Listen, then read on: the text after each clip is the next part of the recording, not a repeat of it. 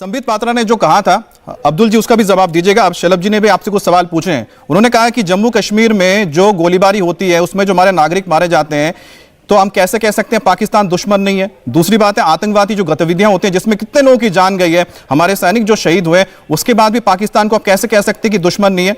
जवाब दीजिएगा। अमित जी, जितने मैंने सवाल शलभ जी से पूछे उनका एक भी जवाब नहीं दिया। इन्होंने अटल बिहारी वाजपेयी जी का जो वक्तव्य था उसका कोई जवाब नहीं दिया। जो माननीय प्रधानमंत्री जी ने लेटर लिखा फाउंडेशन डे पर, उसका उन्होंने कोई जवाब नहीं दिया।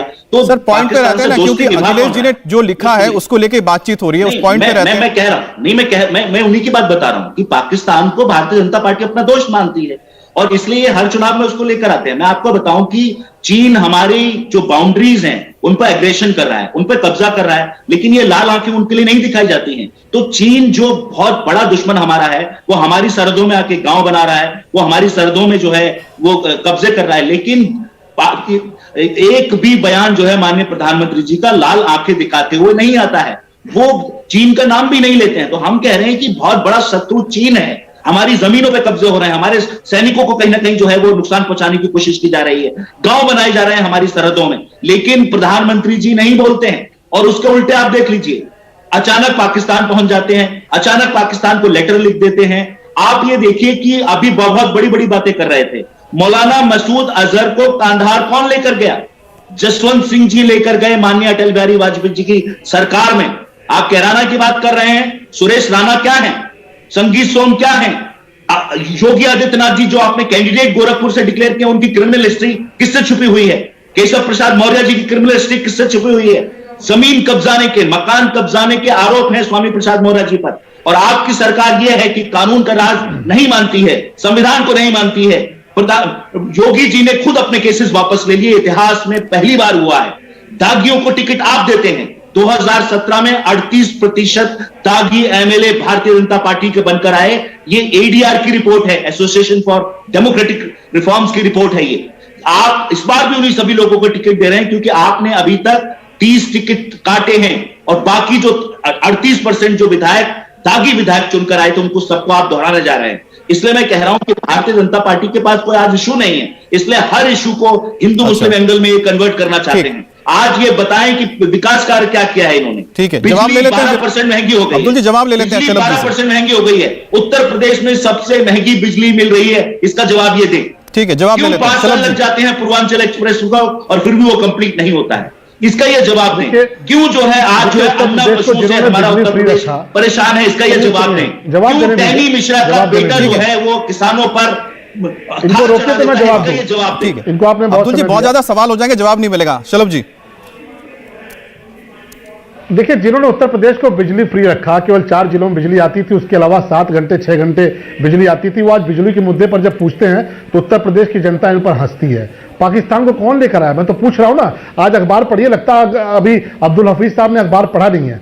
अखबार में आपके नेता का बयान है कि पाकिस्तान हमारा दोस्त है। और चलिए लिटमस टेस्ट कर लेते हैं ना कि पाकिस्तान किसका दोस्त है। धारा 370 हमने डंके की चोट पर हटाई, पाकिस्तान के सीने पर बूट रख के हटाई। हम कहते हैं कि धारा 370 हटाया है, इस देश का एक ऐतिहासिक कदम है। आप मानते हैं कि धारा 370 हटाना अच्छा है कि नहीं है? आप जरा बोलकर दिखा दीजिए, आपकी क्षमता मालूम चल जाएगी। आप तो धारा 370 लगाने के पक्षधर है क्योंकि पाकिस्तान आपका दोस्त है।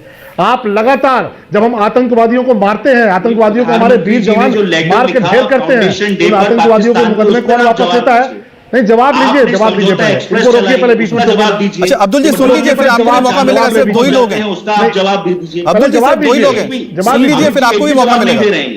अमित जी जो सवाल पूछे एक भी जवाब नहीं दिया है। अच्छा आप सुन लीजिए, आपको भी मौका मिलेगा। जवाब नहीं दीजिए, ऐसी बात नहीं होगी। अब्दुल जी सिर्फ 2 लोग हैं, देखिए और कोई नहीं है। आप दोनों के अलावा कोई नहीं है, एक करके सुन लेते हैं ना, फिर आपको भी मौका मिलेगा। प्लीज अब्दुल जी, बिजली प्रोडक्शन का तो आप इसका जवाब दीजिए। अच्छा अब्दुल जी प्लीज सुन लीजिए ना, आपकी बात उन्होंने सुनी। इनको रोकिए पहले, आप मेरी बात पूरी नहीं। ठीक है शलभ जी, अब्दुल जी रुक गए। अब आपने बेचैनी देखी इनकी। जैसे ही हमने इनका चेहरा हटाना शुरू किया, चेहरे पर से नकाब हटाना शुरू किया, ये कूद पड़े। क्यों? बोलने नहीं देना चाहते। क्यों? क्योंकि उत्तर प्रदेश में जो खूंखार आतंकवादी थे, खालिद मुजाहिदीन, उसके मुकदमे किसने वापस लिए? सबसे महंगी अब्दुल जी प्लीज, अब्दुल जी देखिए मुद्दे पे रहिए ना प्लीज। अब्दुल जी बात सुन लीजिए, आपके पास फिर से मुझे आना है। वापस नहीं लिया आपकी सरकारों ने। अच्छा अब्दुल जी जब आपको मौका मिलेगा, आपकी बारी आएगी, अब आराम से बोलिए, सुन लीजिए। ठीक है शलभ जी, आप शुरू कीजिए प्लीज। अब्दुल जी। हफीज साहब, मुझे भी टोकना आता है, भगवान ने मुझे भी ताकत दी है बोलने की, बोलने नहीं दूंगा इस तरह की करेंगे तो। ये गुंडागर्दी बाहर करिएगा समाजवादी पार्टी की, स्टूडियो में गुंडागर्दी मत करिए। आतंकवादियों के, जिन आतंकवादियों ने हमारे बनारस में हमला किया, जिन आतंकवादियों ने अयोध्या में हमला किया, जिन आतंकवादियों ने लखनऊ में हमला किया, जो खूंखार आतंकवादी थे, उनके मुकदमे कौन वापस लेता है? क्यों? क्योंकि पाकिस्तान दोस्त है। धारा 370 लगने हटने का विरोध क्यों करते हैं? क्योंकि पाकिस्तान दोस्त है।